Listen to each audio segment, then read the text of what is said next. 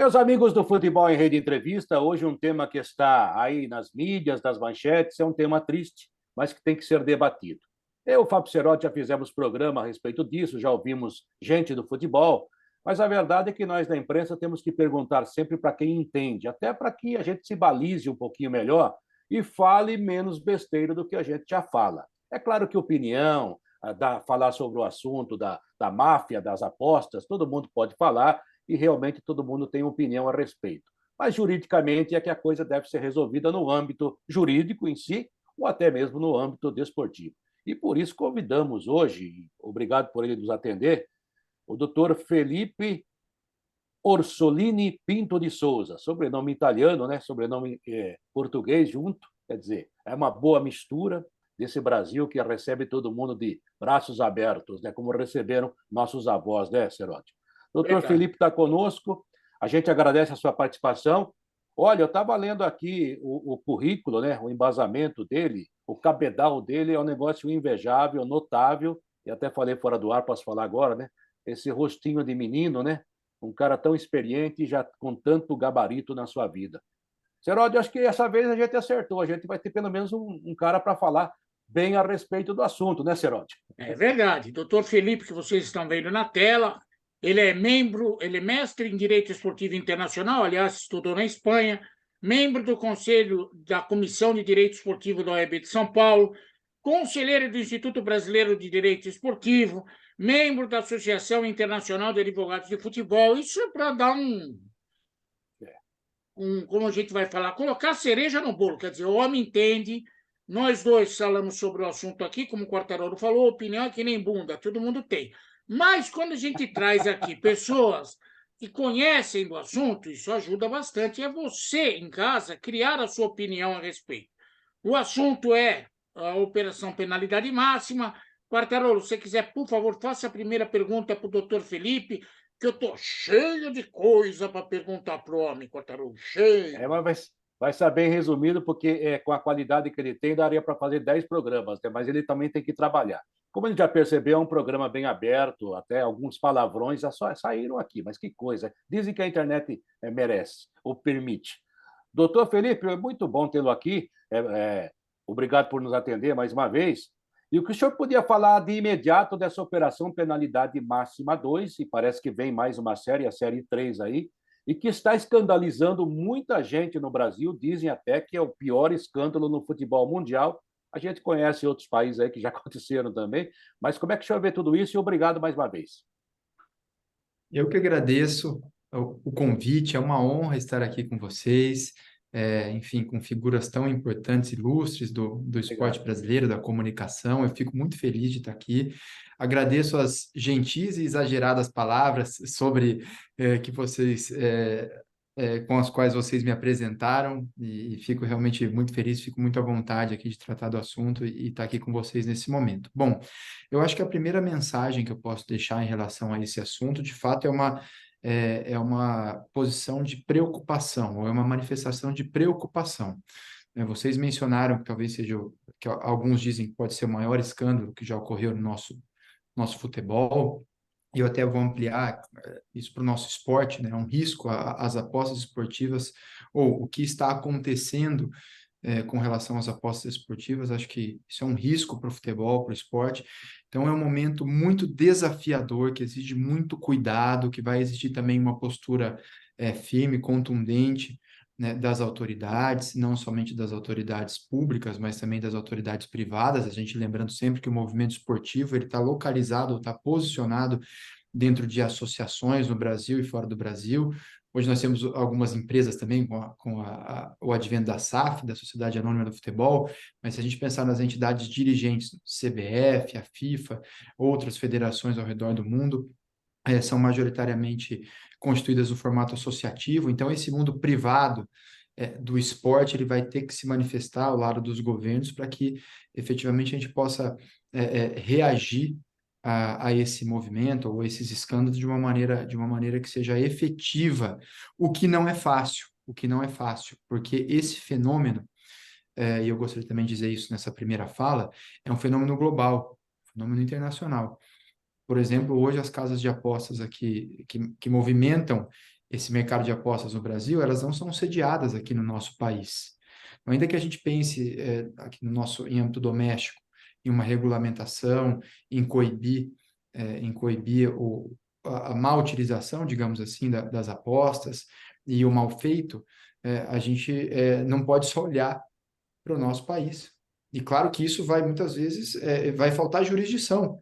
A gente não vai alcançar, obviamente, outras jurisdições, outros territórios para controlar isso. Por isso que eu vejo o problema realmente ou o desafio, né? Acho que essa palavra é bem apropriada, é um desafio realmente muito grande enfrentar esses problemas relacionados ao mercado de apostas. Doutor Felipe, a gente sabe toda a complexidade do tema. Até o momento, a gente tem como linha de conduta que tanto os clubes como o futebol e como até mesmo as empresas de aposta estão sendo colocadas como vítimas todos de um crime organizado, que seria um grupo de apostadores que parece que tem um contato muito íntimo com o mundo do futebol e que consegue, através desse contato, manipular essas apostas para ganhar dinheiro. Basicamente, é esse o quadro que se apresenta. E nesse quadro, nós tivemos 2 operações, a penalidade máxima 1, já 2 denúncias, né? Já foram 1, 2, 3, 4, 5, 6, 7, 8, 9, 10, 11, 12, 13, 14 jogadores envolvidos no esquema e tudo indica que serão mais. Mas o cara que chama mais atenção é o Eduardo Bauerman dos Santos, que não sei se o senhor teve a oportunidade de acompanhar o programa que nós tratamos no assunto. Eu tratei do tema como batom na cueca. Por tudo aquilo que se ficou registrado nas mensagens de WhatsApp dele com o tal criminoso organizado, fica difícil, inclusive o tal do Bauerman, fugir da raia nesse momento. O senhor leu a respeito, o senhor acompanhou, o que pode acontecer, por exemplo, com o Eduardo Bauerman, zagueiro do Santos Futebol Clube? Muito interessante trazer esse tema e fazer esse questionamento, porque, embora essa questão da manipulação de resultados relacionada às apostas esportivas tenha escalado nas últimas 2 semanas ou nos últimos 20 dias, não é um tema novo. A aposta esportiva existe já há algum tempo, claro que em outro contexto, em outras dimensões, sem a tecnologia que permite hoje que ela de fato escale globalmente, mas não é um tema novo. Mas eu faço essa introdução para dizer o seguinte: existem dispositivos no Código de Ética da FIFA, no Regulamento Geral de Competições da CBF e no Código Brasileiro de Justiça Desportiva, que tratam das apostas esportivas, ou que se aplicam a esse caso relacionado às apostas esportivas. Desde a expressa proibição do envolvimento com as apostas, até dispositivos do Código Brasileiro de Justiça Desportiva, que eu vou chamar aqui de CBJD, da sigla CBJD, que dizem que o atleta, por exemplo, ele não pode atuar de maneira a causar uma desvantagem para a sua equipe, ou ele não pode oferecer alguma vantagem relacionada à sua atuação em campo, tá? Para aqui sintetizar esses dispositivos. Então, a partir dessa legislação vigente, eu diria, até antes de falar de uma punição efetiva, do que pode acontecer com esse atleta, mas dizer que nós estamos em um momento, ou passando por mais um momento, em que a justiça desportiva será protagonista. A justiça desportiva, como a gente conhece o STJD, será protagonista. Tá? Como já teve outros momentos de protagonismo, talvez lá em 2005 com a máfia da Apito, com a anulação de partida, depois com a questão da Portuguesa e Fluminense, e agora de novo vai ter protagonismo, precisa exercer a sua função. E aqui eu quero dizer o seguinte: a justiça desportiva, ela não é algo criado pela CBF ou algo criado por uma vontade de algum dirigente. Existe uma previsão constitucional. A Constituição Federal, ela prevê a existência da justiça desportiva. Tá? Eu digo isso porque muitas vezes as pessoas criticam a atuação da justiça desportiva. Tá? E não estou dizendo que as pessoas não podem criticar, as pessoas podem dar, desde que de maneira respeitosa e nos limites da lei, obviamente podem dar a sua opinião. Mas a gente precisa, de fato, fazer votos para que ela tenha uma atuação exemplar nesses casos, para que ela exerça esse protagonismo. E por que eu digo que ela vai ter protagonismo? Porque nós temos, sim, as operações em âmbito de Ministério Público, e aí a gente se refere à legislação do nosso Estado, à legislação do Brasil, à legislação pública, inclusive de cunho criminal. mas o movimento esportivo ele também tem as suas regras, como eu disse na minha primeira fala, e o movimento esportivo precisa que essas regras sejam aplicadas.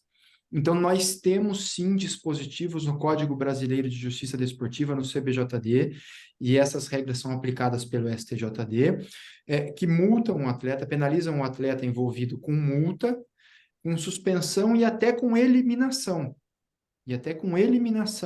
Das atividades relacionadas ao futebol, nesse caso, esse atleta da modalidade, e obviamente da modalidade que está envolvida com esses escândalos nos últimos dias. Então, tudo indica que ele seja denunciado, né? Ainda não tenho, salvo o melhor juízo, não tenho notícia de que já houve uma denúncia, né, efetiva. A denúncia seria a abertura do processo, digamos, né, dentro do STJD. Isso, ainda não tenho a notícia de que isso foi feito, mas deve ser feito à medida que essas operações elas tragam os nomes, as pessoas envolvidas e as provas disso, e respeitado o devido processo legal, embora existam alguns casos que tenham mais clareza, outros menos clareza, mas você precisa respeitar o processo legal, dar o direito de defesa, isso é do nosso sistema jurídico constitucional. E a partir desse processo disciplinar desportivo, no âmbito da justiça desportiva, que costuma ser um processo, inclusive, célere e efetivo, podem concordar ou não com as decisões da justiça desportiva, mas são decisões que saem em 30, 60, 90 dias. Num caso de um inquérito, a necessidade de se abrir um inquérito, ou seja, de um procedimento mais elaborado na justiça desportiva, ainda assim é imensamente mais rápido do que na justiça comum, ainda que seja na justiça criminal. Então, a justiça desportiva ela vai apurar essa conduta desses atletas e eles podem ser punidos da forma que eu comentei, desde de uma multa pecuniária até a eliminação. E, na minha opinião, diante da dificuldade que se tem de controlar efetivamente as casas de apostas e a sua atividade, por ser um fenômeno global, você muitas vezes consegue controlar aqui na sua... vou dar um exemplo assim, você controla ali na sua cidade, no seu território, mas esse é um fato que ele cruza a fronteira. Então, é muito difícil de você ter um controle efetivo. É muito difícil que todos os territórios falem a mesma língua para cuidar disso. Então, a punição exemplar, eu não tenho dúvida que será um elemento fundamental para desestimular a prática, porque, no fim das contas, o transgressor ele vai fazer uma análise de risco, o quanto ele vai ganhar e quanto isso vai custar para ele. E se isso precisa custar muito. Isso precisa custar muito. É claro que a penalidade, ela não tem só essa medida de evitar que isso aconteça de novo e dar exemplo. Ela tem outras finalidades, punir o próprio ato e assim por diante. Mas essa finalidade, digamos, educativa, né, de você mostrar que existe uma punição e que isso pode sair muito caro, que vai custar muito mais do benefício econômico que essas pessoas envolvidas terão, aí sim você começa a usar todas as ferramentas possíveis para desestimular a reiteração da conduta. Tá? Então, realmente é muito difícil controlar. Então, o papel da justiça desportiva, repito, nós temos que torcer para a justiça desportiva, apoiar e reconhecer a sua importância para que ela faça, né, para que ela faça um bom trabalho e que possa punir exemplarmente as pessoas envolvidas nisso, que coloquem em risco talvez aquilo que seja mais caro ao esporte, que seja a imprevisibilidade, que seja a ética esportiva. E no futebol, eu sempre digo, o futebol ainda tem uma situação especial, porque no futebol, o time pior, ele pode ganhar do time melhor. Então, a imprevisibilidade ela ainda é mais acentuada no futebol, diferente do vôlei ou do basquete, que o time melhor ele vai ganhar, na maioria das vezes, do time pior, do time que tem menos investimento. Então, o futebol talvez tenha essa paixão e esse encanto justamente por essa imprevisibilidade. E esses escândalos de manipulação de resultado, eles colocam em xeque a imprevisibilidade do resultado. E isso é muito perigoso para a própria existência do esporte. Doutor Felipe Orsolini, vou falar sempre o seu sobrenome, que eu gostei dele, viu? Aliás, acho que o senhor é conhecido por doutor Orsolini, não é? Aí eu falo, doutor... Também. Exatamente. É marcante, né? O meu sobrenome é feio, é Quartarolo, mas tem pouco no mundo. Acho que não tem quase ninguém, Luiz Carlos Quartarolo. Doutor Felipe Orsolini, o que eu tenho percebido é o seguinte, tem vários jogadores que aparecem agora e dão entrevistas, inclusive, e até de uma forma inocente, porque nós no Brasil temos tantas leis, e quem conhece de lei é o senhor, eu, Seródio, a maioria somos ignorantes, né? Ou leigos, vamos dizer assim. E o futebol é uma das poucas coisas do mundo, talvez pouco dos esportes, que o cara pode jogar sem conhecer, inclusive, a regra do próprio jogo. quanto mais a regra jurídica. Só que está escrito também em todo esse arcabouço de lei aí que o senhor citou, que quando eu receber uma proposta, você tem que denunciar, né? E muito jogador está dizendo o seguinte: não, eu fui procurado sim, mas não aceitei. Isso também pode gerar punição, não a exclusão definitiva, mas os jogadores não perceberam isso, que eles estão sendo convidados ou achacados ou chantageados em alguns momentos, como acontece com o Bauerman, que realmente participou, segundo ele próprio, e depois, com medo de ser morto, começou a pagar para os caras, né? Segundo as informações que vazaram. Então, a não indicação e não, a não informação para a autoridade competente, ou seja, a federação, o time e a polícia, o Ministério Público, também acarreta punição, não é, doutor? Veja, esse é um tema delicado, porque isso depende, até pensando na questão prática de um assunto como esse, ou de uma conduta como essa, existe um ponto que é a questão da prova. A própria manipulação de resultado pela aposta esportiva, claro que em alguns casos, até como o Seródio comentou, a gente vai ter uma clareza de prova, então, às vezes, numa primeira leitura ou numa primeira análise do caso, a gente já consegue ver evidências, talvez inapeláveis, de que aquele fato realmente aconteceu.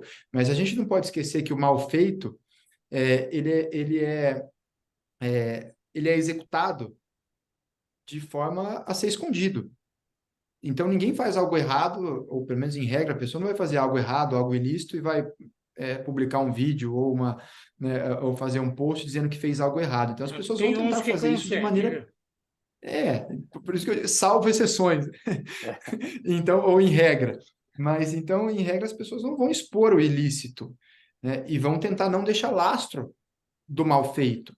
Então, realmente há um problema de prova, há uma dificuldade. Vejam, como as empresas de inteligência estão identificando suspeitos ou jogos suspeitos. Um lance duvidoso, né? Um lance duvidoso, mas um lance duvidoso ele pode ser, pode não ser, como o próprio nome diz, ele é duvidoso. Mas é uma tentativa, poxa, determinado jogador fez algo no jogo que não, completamente fora de contexto. Acende uma luz amarela, vamos investigar, vamos saber. Então, não é fácil o controle disso, as coisas podem ser muito sutis. Vou dar um exemplo aqui para vocês. E se um atleta ele acaba o jogo, ele faz uma reclamação com o árbitro, que não vai influenciar o resultado da partida, e ele toma um cartão amarelo depois que acabou o jogo. Que isso influenciou efetivamente no resultado da partida, daquela partida? Nada, talvez se for o terceiro cartão amarelo desse atleta, ele ficar suspenso, talvez uma próxima partida, a ausência dele possa, de maneira indireta, influenciar no resultado e o time dele perder. Mas naquele jogo, veja, algo sutil. Um cartão amarelo de quem está no banco de reservas, por exemplo. Alguém que vai para o banco e que não pode entrar porque tem uma lesão. Então ele está no banco para fazer número, mas ele não pode entrar, ele está machucado. Ele foi lá assistir o jogo de dentro do campo. E ele toma um cartão amarelo. Veja, são exemplos muito sutis, mas que podem estar ligados, podem movimentar esse mercado de apostas. Por isso que eu digo que é muito difícil, ou que esse desafio é muito grande. Porque existem alguns casos mais claros, mas existem muitos casos sutis. E daí alguém pode dizer, bom, então tem que proibir talvez a aposta em cartão amarelo, tem que deixar a aposta só em vitória, derrota ou empate. Como se controlar isso? Se você pode apostar de qualquer lugar do mundo. Eu confesso a vocês, e não estou dizendo isso porque eu estou aqui tratando desse assunto, mas eu nunca entrei, nunca apostei, nunca entrei no site de Nem apostas. eu. Mas ao que me consta, você pode apostar num campeonato de um país que aqui a gente talvez nem conheça, aí a gente tem que pegar o mapa ali para saber onde é esse país, você pode apostar numa competição. Então vejam como é difícil controlar isso, por isso que não somente a regulamentação que agora está sendo, que não de agora está sendo discutida, mas óbvio que agora ela ganha força, isso vem de alguns anos, a discussão da regulamentação das apostas esportivas, mas também essas empresas de inteligência ou esses sistemas de inteligência para conseguir fazer a identificação. E uma punição efetiva são os pilares para pensar em mitigar os problemas que isso pode trazer. Porque o mal feito, né, o mal feito é da sociedade, do ser humano. Então, o que a gente tem que fazer é fazer com que o mal feito seja menor do que seja o menor possível. né, que a incidência do mal feito seja a menor possível. E acho que esses pilares são aqueles que podem viabilizar a construção de sistemas de prevenção e repreensão. Doutor, eu perguntei, o senhor foi bem objetivo no que diz respeito a possíveis punições do Bauerman via justiça desportiva. Eu não tenho nada contra o Bauerman, pelo amor de Deus, ele que pratique o direito de defesa dele, que prove por A mais B se foi coerção para fazer isso ou não, o problema é dele. Mas é lógico que eu utilizo o exemplo porque é bumbum na janela. A gente sabe tudo que está sendo colocado aí. Eu falei batom na cueca, mas serve bumbum na janela também. No caso, por exemplo, comprovada a participação do Bauerman nesse, vamos colocar assim, nesse cipoal todo de crimes. Além da punição esportiva, ele responderá penalmente, civilmente, pelos atos praticados, que envolve aí lavagem de dinheiro, na minha opinião, organização criminosa. Ele também corre esse risco, doutor Felipe? Sim, até desses escândalos que nós estamos acompanhando nos últimos dias, a gente já vê o envolvimento ou a iniciativa do Ministério Público. O Ministério Público é o titular da ação penal. Como regra, ele é o titular da ação penal. Então, isso gera, sim, implicações criminais, implicações penais. Confesso a vocês, e peço desculpa por isso, não poder entrar com muito rigor técnico nas questões criminais, por não ser realmente a minha especialidade, mas o Ministério Público está cuidando disso e ele pode, sim, responder criminalmente.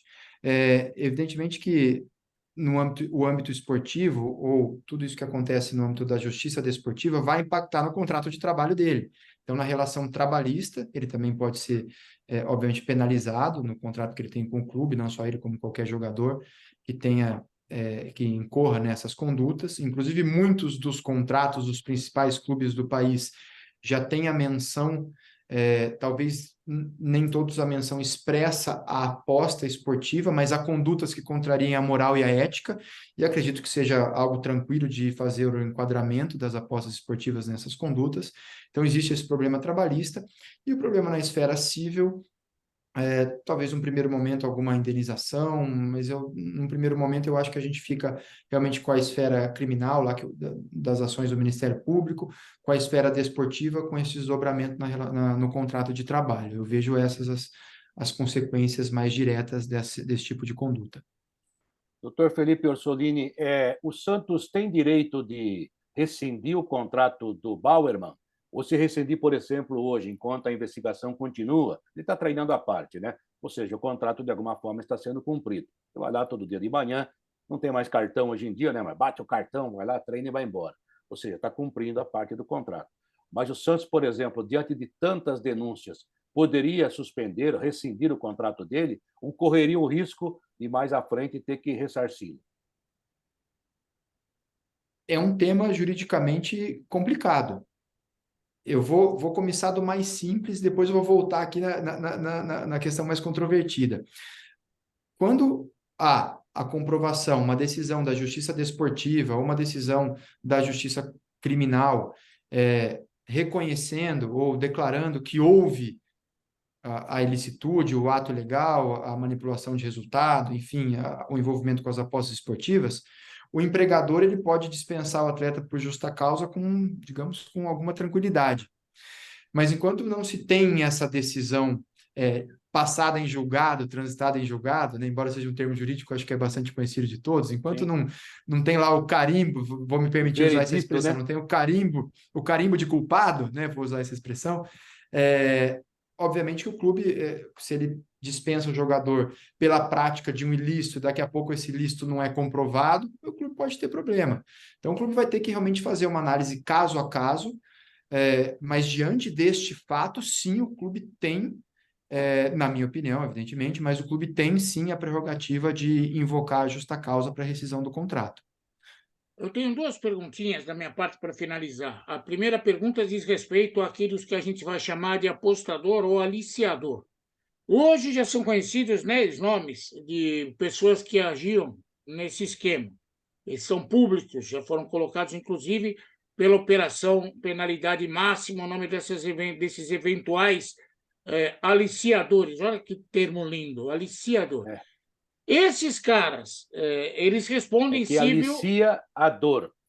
Eles respondem criminalmente, civilmente, por todos os danos que forem causados, inclusive aos tais sites esportivos que não são nem daqui. Ou estou errado, doutor? É verdade, é verdade. Os sites, eles são sediados, né, possuem as suas sedes fora do país, é isso mesmo.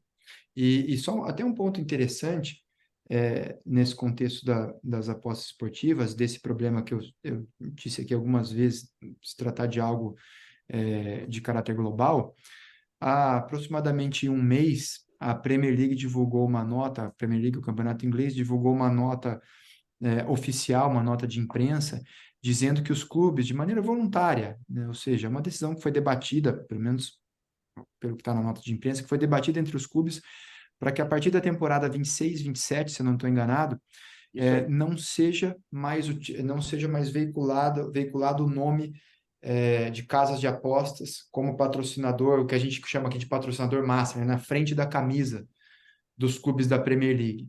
E nessa nota ainda é dito que esse tema está sendo discutido, né, e que é um tema que merece atenção. E eu acho interessante dizer isso, porque se a gente olha para os nossos campeonatos, para as nossas competições, não só no Brasil, mas no mundo todo, né, os clubes, eu não vou dizer que é a totalidade, porque eu não tenho essa informação aqui na minha cabeça, mas eu posso afirmar que a grande maioria dos clubes possui patrocínio de casas de apostas aqui no Brasil. Aliás, muitas das coisas que são vinculadas ao esporte, não só os times em campo, mas mesmo outros produtos e serviços que são oferecidos aos consumidores de esporte, tem o patrocínio, tem o apoio, ou tem as mãos, né, ou tem o capital das apostas esportivas. Eu achei muito interessante esse movimento da Premier League, porque a Premier League, ela não se caracteriza apenas por ser a principal competição do mundo, mas ela tem uma regulamentação tem uma atividade de regulamentação bastante intensa.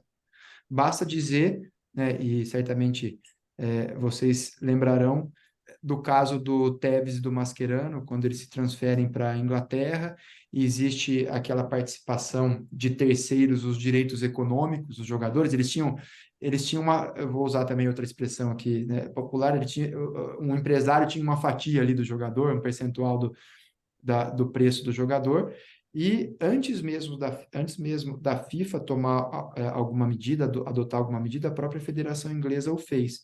Me chama a atenção esse movimento da Federação ou da Premier League acerca do patrocínio das casas de apostas, porque podemos esperar novidades, né, dentro dessa atividade de regulamentação intensa que lhe caracteriza, no sentido de criar limites ou balizas para esse relacionamento entre o esporte e as apostas. Qual outra pergunta que você ia fazer, Serote? A outra pergunta diz respeito a uma mania que existe em alguns países. O senhor citou a Premier League. Eu, por coincidência, conheci a Inglaterra, fui em jogo na Inglaterra. Eu lembro no Stamford Bridge, que é o estádio do Chelsea, minha esposa quis ir no banheiro, eu fui acompanhar ela até o banheiro, pelo caminho, dentro do estádio, existiam lousas, aqueles quadros negros, em que a cotação de determinados jogadores está sendo exposta ali, porque durante o jogo, dentro do estádio, isso acontecia. É um sistema de aposta oficial dentro do estádio, não era ligado ao clube, mas ligado até à tradição do inglês, que adora apostar em tudo. Eles apostam, vai cair o cabelo na orelha do rei. Como o rei tem uma grande orelha, eles certamente apostam nisso também. Esse tipo de situação, que é cultural de um país, acaba atrapalhando países em que a cultura é ganhar fácil aquilo que deveria ser difícil. Não estou dizendo do Brasil, estou dizendo de uma maneira geral. Eu queria saber, o senhor é a favor, o senhor é ligado a direito esportivo, é especialista, direito esportivo internacional, está ligado à OAB no que diz respeito a direito esportivo. O senhor, sua visão, isso deveria ser simplesmente proibido no mundo esportivo? Não por uma questão prática. Não vai resolver o problema. Não vai resolver o problema. Então eu diria até assim, eu vou te responder, eu vou me permitir aqui fazer duas abordagens. Se alguém me dissesse que se proibisse o problema estaria resolvido, eu inclusive, defenderia a proibição. Defenderia a proibição porque a gente resolveria o problema. Mas eu não entendo que isso será resolvido se houver uma proibição. Não será resolvido. O fenômeno ele é muito amplo. Ele não tem um foco da sua, ele não tem uma origem única, identificada. É um problema amplo, um problema global, internacional. Não é de hoje. Você acabou de narrar uma experiência pessoal em que você testemunhou uma aposta dentro do estádio, dentro do Stamford Bridge. E se a gente busca a história do esporte, tem até documentários em plataformas de streaming trazendo exemplos do século passado, enfim, de muito tempo atrás, desse envolvimento entre o esporte e as apostas, e o mercado de apostas. A questão é que nós temos algumas ferramentas hoje que outrora não existiam. E a tecnologia, então, permite que isso tenha um alcance quase que incontrolável. Por isso que a proibição, no meu ponto de vista, ela não surtiria os efeitos práticos. E por essa razão eu nem preciso, eu me permito nem entrar, talvez, em alguns argumentos que dizem, olha, a gente não pode acabar com uma atividade por conta dos malfeitores, né? Então, a gente não poderia acabar com o mercado de apostas, porque tem um monte de gente que aposta sem qualquer ilícito, sem a finalidade de manipulação, quem aposta honestamente. Então, você não poderia... Esse argumento é um dos argumentos que está nesse debate sobre a aposta esportiva, mas eu entendo que do ponto de vista prático, a proibição não resolveria, então talvez não seja nem produtivo que aqueles que estão debruçados sobre o tema e que têm o poder de regulamentar ou de tratar do assunto, gastem algum tempo com a efetiva proibição. Isso é muito complicado. Vejam vocês, vamos supor que aqui no Brasil tenhamos uma proibição e que os mecanismos de controle sejam efetivos para que, de fato, ninguém que esteja no nosso território consiga apostar. Então, nós temos um sistema imune a qualquer tipo de violação. Tudo bem. Mas por que alguém não pode criar um site? Você mencionou aqui o Stamford Bridge, vou usar lá na Inglaterra. Por que alguém não pode criar um site na Inglaterra, convidando a comunidade brasileira, talvez, para fazer apostas no Campeonato Brasileiro lá da Inglaterra? Então, quem mora aqui na Inglaterra, vem cá que a gente vai reunir apostadores no Campeonato do Brasil. E, obviamente, estou dando um exemplo meramente ilustrativo. Você pode fazer o seguinte, olha, aqui na Inglaterra, o mundo inteiro pode apostar, só não vai apostar quem está sediado, quem tem o seu IP, quem está com o seu computador no território brasileiro. Esse não vai conseguir apostar. O resto, todo mundo aposta e aposta na competição brasileira. Então, veja, é muito difícil controlar. É muito difícil. E é por isso que eu abri aqui a minha participação dizendo que é algo que causa muita preocupação. Pode parecer simplório, clichê, dizer, poxa, isso causa preocupação. Não, mas é porque o tamanho do desafio, ele deixa a gente sem previsibilidade de onde isso pode parar e do que pode acontecer e quais serão as consequências para o esporte, desde da competição em curso, das competições em curso que estão relacionadas a essas manipulações, até o próprio futuro da estruturação do esporte, que ele é baseado em algumas premissas, dentre as quais a imprevisibilidade, a ética esportiva. Doutor, eu acho assim, para encerrar, né? Eu acho que se proibir, eu também sou contra, eu acho que é uma grande bobagem. Inclusive, a proposta agora do governo brasileiro, através do Ministério da Fazenda, né, que está querendo arrecadar mais, eu acho justo, né, já que existe, não tem jeito de tirar. O Brasil, por exemplo, proíbe cassino desde Getúlio Vargas. Aí o que o cara faz? O cara vai jogar no Paraguai, vai jogar em Las Vegas, e tem um monte de cassino aqui em São Paulo, clandestino, em várias cidades. Na Argentina, como em Buenos Aires, é proibido ter cassino. Os caras colocaram o navio no meio do rio e disseram, aqui não é Argentina. Aqui não é Argentina. Ou seja, se dá um jeito. E mais, há eu acho salutar, inclusive, as medidas que foram apresentadas e tomara que sejam aprovadas. Mas uma delas diz o seguinte, o jogador, o técnico, o árbitro, o dirigente não podem fazer apostas. Ok, mas a mãe dele pode fazer, o vizinho pode fazer. Ou seja, ele pode fazer, mesmo que ele não tenha o IP para apostar aqui no Brasil, vamos dizer assim, ele pode ligar para o amigo lá na Argentina para o cara apostar por ele. Ou seja, isso é lado humano.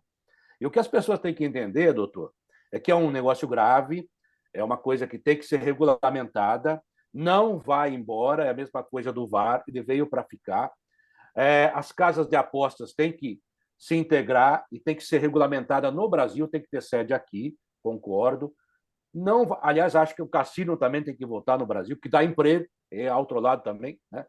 Agora, se o cara é desonesto, o jogo do bicho está aí até hoje, né? Não adianta você falar, não tem, tem, né? Então a gente faz de conta que não existe. A lei seca enriqueceu muita gente nos Estados Unidos.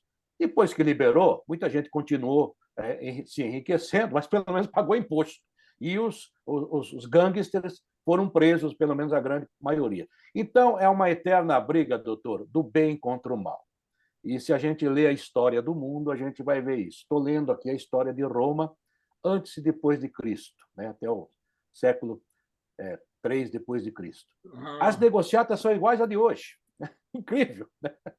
Então, é muito complicado. Então, o suborno, a corrupção está no gênio humano, infelizmente. O que a gente tem que fazer é dar educação e tentar melhorar e punir com rigor, como o senhor falou, para provar que é melhor ele seguir uma linha e não fugir dessa linha, que ele vai ganhar mais e ser mais respeitado. Muita gente se envolve até por falta de dinheiro, né? Mas aquilo que eu sempre falo, a corrupção está aí. Segundo as Escrituras, Jesus foi vendido por Judas, que era um discípulo, um amigo leal.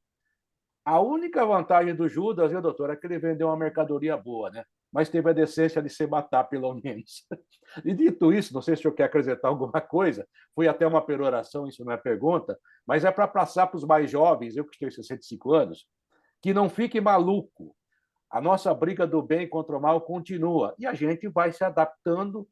A Liga Inglesa, ela é jurisprudente e atualizadora em termos de leis. E é referência mundial. Por isso que o senhor tem razão em citá-la, e as coisas que acontecem por lá têm que ser levadas em consideração. Os ingleses não jogam muito bem futebol, não, até porque o futebol de lá é todo exportado, né? É tudo de fora, importado, no caso. Mas eles inventaram o futebol para nós jogar, para a gente ganhar, e as leis são muito boas também. Então, diante disso tudo, né, para os mais jovens, eu tenho dito isso. Gente, é um escândalo? É. Está globalizado por causa da internet, mas sempre houve. Hoje eu escrevi um texto sobre isso, né, lá no nosso site, contando várias e várias histórias de jogos vendidos, comprados, e gente que se envolveu e não devia ter se envolvido. Doutor Felipe Orsolini, obrigado pela sua participação, foi ótimo. O seu conhecimento, seu cabedal, dá para fazer vários e vários programas, com certeza voltaremos a conversar. Eu te dou um abraço aqui, bem afetuoso, de pai para filho, acho que tem idade para isso. Seródio, dê um beijo e um abraço nele também e agradeço. Vou até dar um gancho para ele encerrar a participação dele. Em nenhum lugar do mundo existe na legislação proibido cometer crime. Não existe essa lei. O que existe é punição e, é lógico, a penalização do crime cometido. Não tem como você enfiar na cabeça do sujeito que ele não cometeu o crime. O que você tem é como combater o crime que ele comete. Estou certo ou estou errado? Obrigado pela participação, doutor Felipe Souza. Obrigado mesmo. Perfeito, perfeito. Nossa, fechando com chave de ouro com esses comentários e a gente aqui também sempre aprendendo. É sempre muito legal poder participar desse tipo de debate com pessoas tão qualificadas, porque a gente sai do debate aprendendo um pouquinho mais, sabendo um pouquinho mais das coisas, ou com mais inquietações, e é assim que a gente vai adiante. Então, eu só tenho que agradecer, e de fato, isso faz parte da humanidade, faz parte da história. Às vezes pode parecer um pouco romântico e utópico falar de educação, mas, de fato, além dessas medidas específicas em relação às apostas, a educação, não só a educação em relação às apostas, mas a educação de cultura, enfim, aquela que a gente aprende desde do começo da vida, ou deveria, né, dos bancos escolares. Se a gente melhorar essa educação, certamente a gente vai melhorar um pouquinho, ou vai reduzir um pouquinho o percentual dessas humanidades com as quais a gente se depara. Mas eu agradeço demais a oportunidade, fico sempre à disposição, e foi um prazer participar dessa conversa com vocês. Um grande abraço. Obrigado, obrigado. Um abraço, obrigado. Doutor Felipe Orsolini Pinto de Souza, advogado, jovem ainda, uma vida inteira para trabalhar por ele e pelo Brasil e pelas leis brasileiras. A gente só agradece. Mais um nobre convidado aqui no Futebol em Rede Entrevista. Tenho certeza que você vai gostar. Até a próxima. Valeu.